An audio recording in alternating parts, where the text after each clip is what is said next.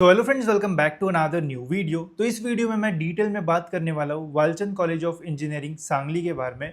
And इस video में मैं आपको इस कॉलेज से रिलेटेड बहुत सारी जो डिटेल्स है वो देने वाला हूँ। जैसे इस कॉलेज में कौन सी ब्रांचेस है, कितना कट ऑफ यहाँ पे जाता है, जेई मेन से क्या आप यहाँ पे एडमिशन ले सकते हो या फिर नहीं, साथ में फ़ीस कितनी यहाँ पे आपको पे करना पड़ेगा, कैटेगरी वाइज फ़ीस कितनी कम है, यहाँ पे हॉस्टल है नहीं है, एंड सबसे इम्पॉर्टेंट कितना प्लेसमेंट यहाँ पे आपको मिल सकता है, कौन सी कंपनीज यहाँ पे जो है वो विजिट करती है, एंड और भी बहुत सारी डिटेल्स। तो वीडियो पूरा एंड तक देखते रहिए। एंड अगर आप चैनल पर न्यू हो तो आप ज़रूर सब्सक्राइब कर देना ताकि आपको ऐसी कॉलेज से रिलेटेड जो इन्फॉर्मेशन है वो मिलती रहे। तो स्टार्ट करते हैं हम इस कॉलेज के बेसिक डिटेल्स से। तो ये कॉलेज इस्टेब्लिश हुआ था 1947 में। बहुत ही ज़्यादा पुराना ये कॉलेज है, मतलब one of the oldest college है पूरे महाराष्ट्र में। ये लोकेशन की बात की जाए तो गवर्नमेंट कॉलोनी विश्राम बाग सांगली में ये कॉलेज लोकेटेड है। पिन कोड यहाँ पे आप देख सकते हो। इंस्टीट्यूट टाइप है गवर्नमेंट एडेड ऑटोनॉमस। अब जो भी कॉलेज गवर्नमेंट एडेड होता है, इन सभी कॉलेजेस का जो फीस स्ट्रक्चर है वो कम होता है एंड कम फीस में आप यहाँ पे एडमिशन जो है वो ले पाओगे। साथ ही में ऑटोनॉमस का भी जो स्टेटस है वो मिला हुआ है। ऑटोनॉमस का स्टेटस बहुत इंपॉर्टेंट होता है बिकॉज इससे आपको इंजीनियरिंग करते टाइम काफ़ी फ़ायदा जो है वो होगा। जैसे बैकलॉग वगैरह लग जाता है तो फिर जल्दी जो एग्जामिनेशन है वो कंडक्ट की जाती है, जिससे आपको रिपीट वगैरह जो है वो नहीं करना पड़ेगा। एफिलेटेड है शिवाजी यूनिवर्सिटी के साथ। इंस्टीट्यूट कोड है 6007। कैंपस एरिया की बात करें तो 90 एकर्स के आसपास का जो कैंपस एरिया है वो आपको इस कॉलेज का मिलेगा। तो अच्छा बड़ा कैंपस है, काफ़ी सारे ट्रीज़ वगैरह आपको इस कॉलेज में जो है वो मिल जाएगी। इंफ्रास्ट्रक्चर जो है वो थोड़ा पुराना आपको जो है वो देखने को मिलेगा इस कॉलेज में। कनेक्टिविटी की बात करें तो near by airport almost 50 kilometres के आसपास है। Near by railway station 5 kilometre के आसपास आपको जो है वो देखने को मिल जाएगा। अब ये कॉलेज सांगली में लोकेटेड है, इसलिए बहुत सारे लोग इसे जो है वो प्रेफर नहीं करते हैं, बट जब आप प्लेसमेंट्स देखोगे तब आपको समझ में आ जाएगा कि बहुत ही खतरनाक ये कॉलेज है। स्ट्रीम्स की अगर बात की जाए तो यहाँ पे कुछ न्यू ब्रांचेस भी जो है वो आई है, तो ध्यान से अब जो है वो सुनना। अब देखो, पहली ब्रांच है यहाँ पे सिविल इंजीनियरिंग, जो कि 1947 से यहाँ पे है। इसका जो इनटेक है वो है 60 स्टूडेंट्स का। नेक्स्ट है फिर यहाँ पे computer science and engineering branch, जो कि 1986 से स्टार्ट हुई है। इसका इनटेक है 90 स्टूडेंट्स का। नेक्स्ट है इंफॉर्मेशन टेक्नोलॉजी, जो कि 2001 से स्टार्ट हुई है। इसका इनटेक है 60 स्टूडेंट्स का। देन है फिर यहाँ पे फिर इलेक्ट्रिकल इंजीनियरिंग, 1955 में ये जो ब्रांच है वो स्टार्ट हुई थी। इसका इंटेक है 60 स्टूडेंट्स का। इलेक्ट्रॉनिक्स का यहाँ पे 60 स्टूडेंट्स का इंटेक, एंड मैकेनिकल का भी आप देख सकते हो 60 स्टूडेंट्स का इंटेक यहाँ पे हमें देखने को मिलता है। ये सारी जो ब्रांचेस है, इसका जो स्टेटस है वो है गवर्नमेंट एडेड। इसका जो है वो ध्यान रखना। एंड यहाँ पे आप चॉइस कोड भी जो है वो देख सकते हो। अब यहाँ पे कुछ न्यू ब्रांचेस भी जो है वो आई हुई है, जिनका जो स्टेटस है वो अनएडेड है। एंड यहाँ पे आप जेई मेंस के थ्रू भी जो एडमिशन है वो ले पाओगे। अब यहाँ पे आप देख सकते हो रोबोटिक्स एंड ऑटोमेशन है, जिसकी 60 सीट्स है। एंड इसमें फिर आप जेई मेन से भी एडमिशन जो है वो ले पाओगे। उसका कट ऑफ कितना जाता है वो मैं आपको आगे बताता हूँ। नेक्स्ट है कंप्यूटर साइंस एंड इंजीनियरिंग। ये 2024 से स्टार्ट हुई है। आप देख सकते हैं ये सारी लेटेस्ट न्यू ब्रांचेस है, जो कि 24 से जो है वो स्टार्ट हुई है। 90 का इसका इंटेक है। आईटी का 60 का इंटेक है, and AI and machine learning का भी 60 का इंटेक है। अब देखो, इनमें प्लेसमेंट का ऐसा कोई भी जो डिफरेंस वगैरह है वो नहीं रहेगा। ये न्यूली ब्रांच एडेड हुई है, इसलिए इनका जो स्टेटस है वो अनएडेड है। जब ये कुछ टाइम हो जाएगा तो हो सकता है इनका भी जो स्टेटस है वो गवर्नमेंट हो जाए। ठीक है, तो बाकी तो एज सच प्लेसमेंट वगैरह में एज सच कोई प्रॉब्लम जो है वो नहीं आएगा। सीट मैट्रिक्स की बात की जाए तो यहाँ पे आप देख सकते हो, यहाँ पे आपको दिख जाएगा कि यहाँ पे ऑल इंडिया के लिए सीट्स है या फिर नहीं। तो ये सारी जो ब्रांचेस है, जो इतनी ब्रांचेस है, यहाँ पे आप जेई मेंस के थ्रू एडमिशन जो है वो नहीं ले पाओगे। यहाँ पे बस आप सीईटी के स्कोर के बेसिस पे एंड बस महाराष्ट्र के स्टूडेंट्स ही इन सभी ब्रांचेस में जो एडमिशन है वो ले पाएंगे। वही ये जो इतनी ब्रांचेस है, यहाँ पे आप चॉइस कोड भी देख सकते हो। यहाँ पे महाराष्ट्र के भी स्टूडेंट्स, साथ ही में जो आउट ऑफ महाराष्ट्र स्टूडेंट है वो भी यहाँ पे जेई मेंस के स्कोर के बेसिस पे जो एडमिशन है वो ले पाएंगे, बिकॉज यहाँ पे ऑल इंडिया कोटा जो है वो दिया हुआ है। तो ये न्यू चीज़ें जो है वो स्टार्ट हुई है 2024 से, तो इसके बारे में आपको पता रहना चाहिए। अगर जिसको पता रहेगा यार गवर्नमेंट कॉलेज है, वो समझ लेगा जेई से तो यहाँ पे एडमिशन हो नहीं पाएगा। बट ये कुछ चेंजेस हुए हैं जिसकी वजह से आप यहाँ पे जेई मेंस के स्कोर के बेसिस पे भी जो एडमिशन है वो ले पाओगे, तो इसका जो है वो ध्यान रखना। वही मोड ऑफ एडमिशन की बात की जाए तो यहाँ पे आप देख सकते हो एमएसटी सीईटी के एग्जामिनेशन के स्कोर के बेसिस पे एडमिशन ले सकते हो। कुछ ब्रांचेस में जेई मेंस के स्कोर के बेसिस पे भी आप जो एडमिशन है वो ले पाओगे। साथ ही में अगर आप डायरेक्ट सेकेंड ईयर इंजीनियरिंग में डिप्लोमा के थ्रू आते हो, मतलब अगर आपने पॉलिटेक्निक किया है 3 साल का, तो डायरेक्ट सेकेंड ईयर में भी आप यहाँ पे एडमिशन जो है वो ले सकते हो। सारी एडमिशन प्रोसेस जो है वो सीईटी के काउंसलिंग के थ्रू जो है वो चलती है। मतलब जब सीईटी का एग्ज़ाम खत्म हो जाता है तो सीईटी की एडमिशन प्रोसेस स्टार्ट होती है। तो वहाँ से ही आप डिप्लोमा के थ्रू भी एडमिशन ले सकते हो, जेई मेंस एंड सीईटी के स्कोर के बेसिस पे भी एडमिशन ले सकते हो। कैसे एडमिशन चलता है इसके डिटेल वीडियो मैं हर साल बनाते रहता हूँ, तो आप वो देख के अपना पूरा एडमिशन प्रोसेस जो है वो कर पाओगे, आपको कोई भी स्टेज पे प्रॉब्लम नहीं आएगा। फ़ी स्ट्रक्चर देखते हैं। और फ़ी स्ट्रक्चर बहुत इंटरेस्टिंग है, देख सकते हो यहाँ पे पहले ओपन का जो फीस है वो दिया हुआ है, जो कि 86,104 रुपीज़। बहुत ही कम फीस है। कम इसलिए मैं बोल रहा हूँ, अगर आप बाकी प्राइवेट कॉलेजेस के साथ कंपेयर करोगे तो वहाँ पे 1.5 लाख 2 लाख फीस जाता है, बस यहाँ पे 86 ही है। वही SC ST का बात करें तो 5,000 के आसपास फीस है, जो कि बहुत कम है पर ईयर। 4 साल की है। SC की फ़ीस 20-22 हज़ार के आसपास जाएगी। OBC SBC एंड VJNT की बात की जाए तो यहाँ पे 70,000 के आसपास फीस है। वही अभी नया रूल आया तो OBC अगर आप फीमेल कैंडिडेट हो एंड आपका इनकम 8 लाख से कम है तो आपकी सारी जो ट्यूशन फ़ी है वो जो है वो माफ़ हो जाएगी। बट यहाँ पे प्रॉब्लम आएगा कि यहाँ पे ट्यूशन फ़ी पहले से ही जो है वो नहीं लगाई गई है, तो आपको ऑलमोस्ट इतना ही फ़ीस जो है वो आपका रहेगा। ठीक है, फिर यहाँ पे देखो OBC गर्ल्स का यहाँ पे 69 के आसपास है। ठीक है, तो ये थोड़ा प्रॉब्लम होता है गवर्नमेंट एडेड ऑटोनॉमस में कि यहाँ पे ट्यूशन फ़ी कम रखते हैं, डेवलपमेंट फ़ीस ज़्यादा रखते हैं। अब होता क्या है कि गवर्नमेंट की स्कीम है 100% हम गर्ल्स को जो है स्कॉलरशिप है वो देंगे, जिसमें आपकी ट्यूशन फ़ी ज़ीरो हो जाएगी। बट ये गवर्नमेंट कॉलेज है, पहले से ही ज़ीरो है, तो इतनी फ़ीस आपको जो है वो पे करना पड़ेगा। ठीक है, तो इसका ध्यान रखना। स्कॉलरशिप के बारे में भी मैं वीडियोस बनाता हूँ, वो आप देखते रहोगे या फिर सर्च भी करोगे तो आपको मेरे वीडियोस मिल जाएंगे, उससे आपके सारे डाउट्स क्लियर हो जाएंगे। बाकी TFWS का भी फ़ीस यहाँ पे थोड़ा ज़्यादा है एंड EBC का 78 के आसपास जो फ़ीस है वो आपको देखने को मिलेगा।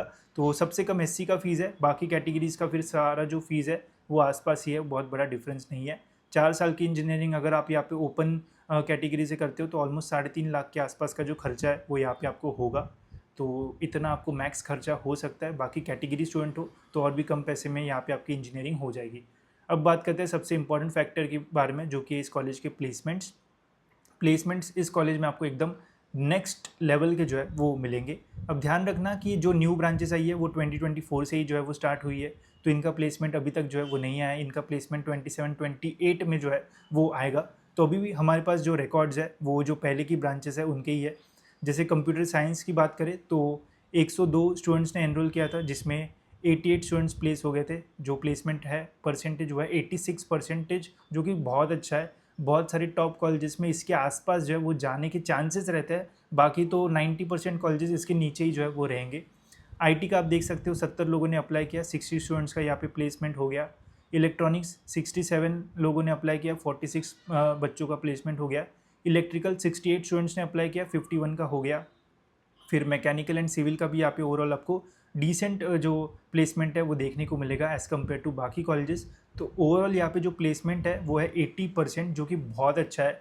मैक्सिमम कॉलेजेस का इसके नीचे ही आपको जो है वो देखने को मिलेगा। अगर आप 2-3 टॉप कॉलेजेस छोड़ दोगे तो बाकी तो आपको इससे नीचे ही आपको जो प्लेसमेंट है वो देखने को मिलेगा। तो प्लेसमेंट के लिए बहुत अच्छा कॉलेज है ये।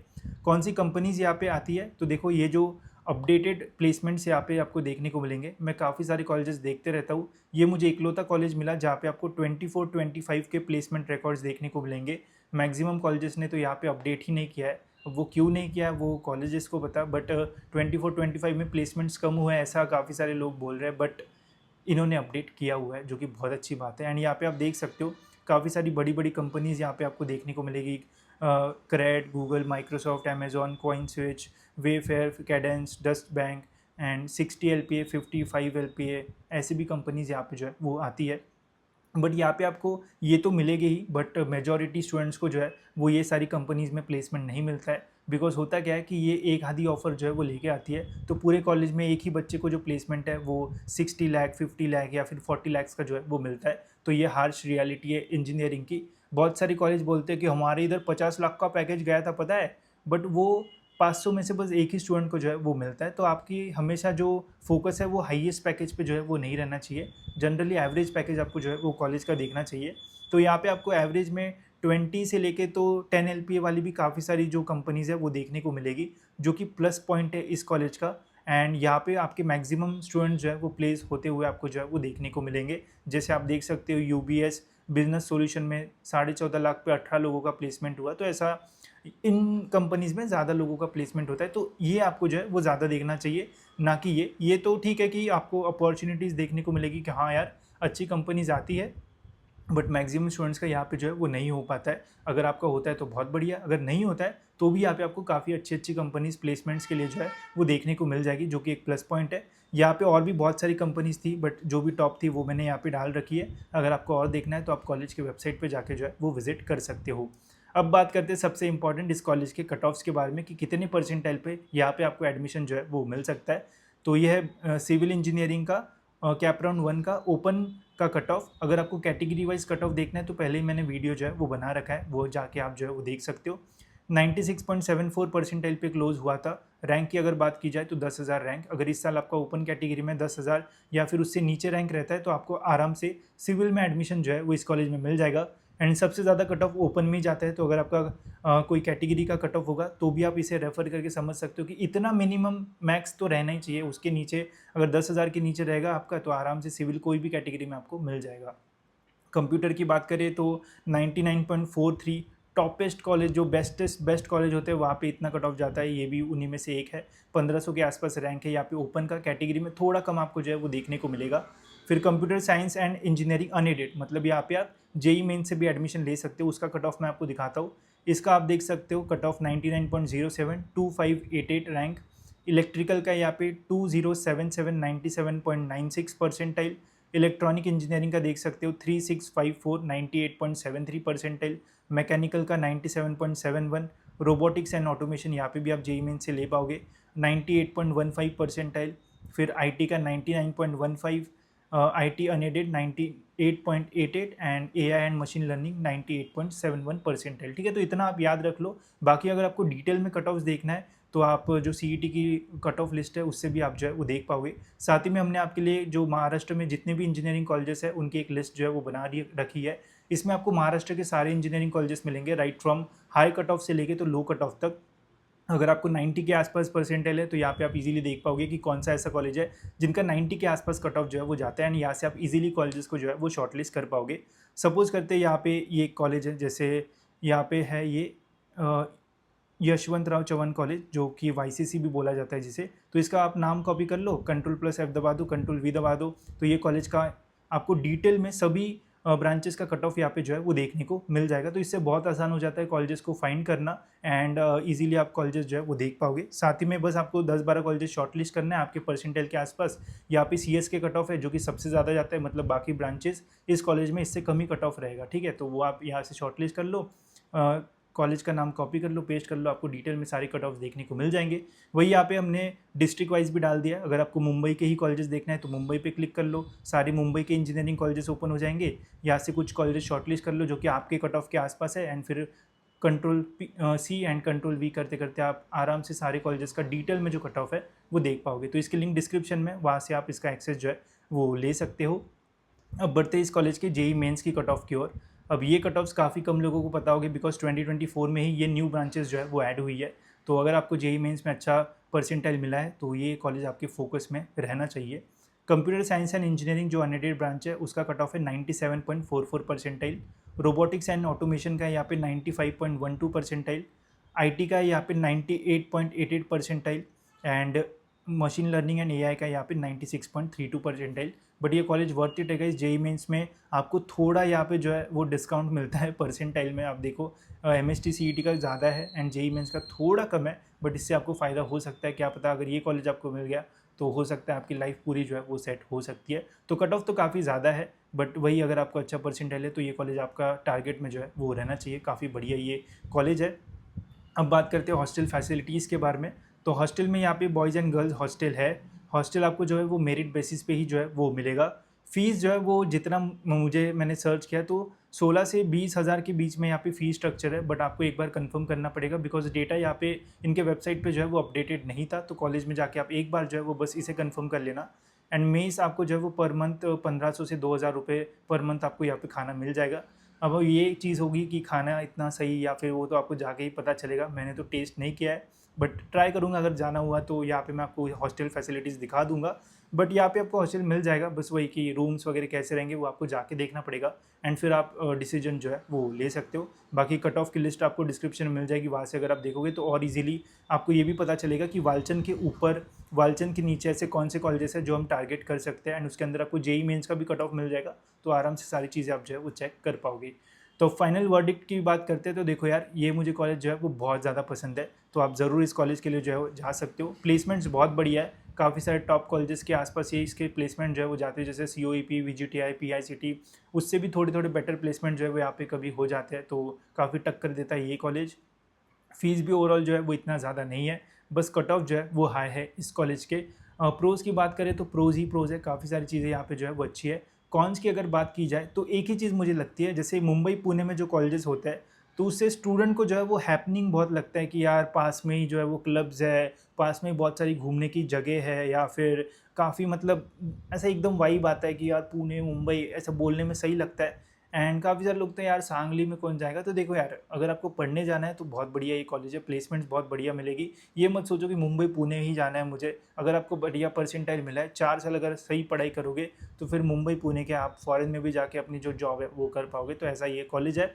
तो बस यही थोड़ी चीज़ है कि लोगों को लगता है कि आउटस्कर्ट्स में कॉलेज है, गाँव में तो नहीं होगा, तो मैं आपको यही बोलूँगा कि एक बार कॉलेज में विजिट करो, देख लो, फिर आप अपना डिसीजन लोगे तो ज़्यादा बेटर आपके लिए जो है वो होगा। बिकॉज कुछ कुछ लोगों के लिए इंजीनियरिंग से ज़्यादा उनका इंजीनियरिंग का लाइफ भी जो है वो इंपॉर्टेंट होता है, तो इसलिए मैं आपको बोल रहा हूँ कि एक बार विजिट करोगे तो ज़्यादा बेटर आइडिया जो है वो आएगा। ठीक है, बाकी तो ओवरऑल जो कॉलेज है वो बहुत बढ़िया है। ट्राई करूँगा कि अगर इस कॉलेज में विजिट होना हुआ मेरा तो मैं आपको पूरा कॉलेज वगैरह जो है वो दिखा दूँगा। ठीक है, तो होप सो ये वीडियो आपको जो है वो इन्फॉर्मेटिव लगा होगा। नेक्स्ट वीडियो में कौन सी कॉलेज का डिटेल रिव्यू चाहिए ज़रूर मुझे आप कमेंट सेक्शन में जो है वो बता देना। साथ ही में इस वीडियो में अगर कई मिस्टेक्स हुई होगी या फिर आपको कुछ और एडिशनल चाहिए तो वो भी मुझे कमेंट्स में सजेस्ट कर देना, मैं ज़रूर ट्राई करूँगा कि आने वाली वीडियोज़ में वो सारी चीज़ें भी जो है वो आपके लिए कवर करूँ। तो फिलहाल गाइस इस वीडियो में इतना ही, मिलते हैं ऐसी और एक इन्फॉर्मेटिव वीडियो में।